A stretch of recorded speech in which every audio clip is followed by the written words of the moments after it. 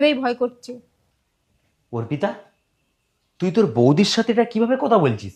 আর কিভাবে বলবো দাদা, বৌদি তো নিজের মধ্যেই থাকে।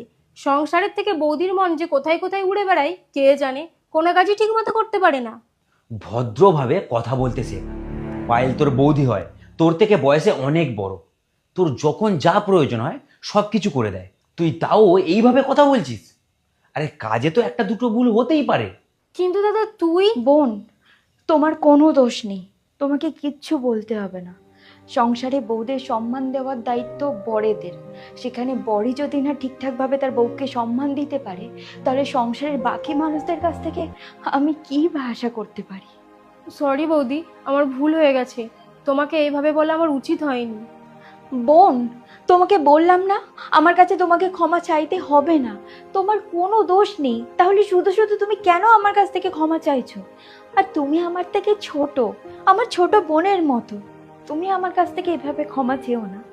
পায়েল সরি, আমি কাজের চাপে তোমাকে যা নয় তাই বলে গেছি। আমাকে ক্ষমা করে দিও।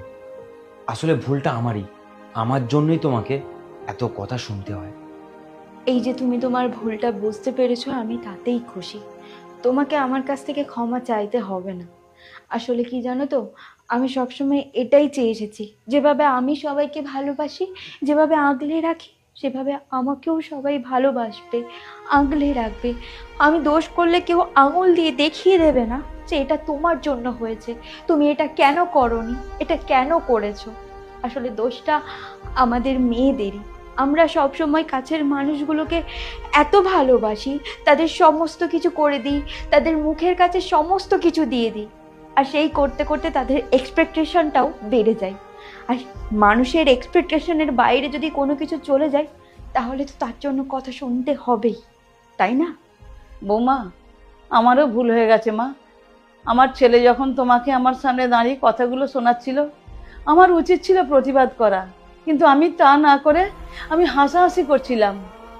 আমারও তো মেয়ে আছে, দুদিন পরে তার বিয়ে হবে। তার সঙ্গেও যদি কেউ এরকম ব্যবহার করে, আমাকে তুমি ক্ষমা করে দিও মা।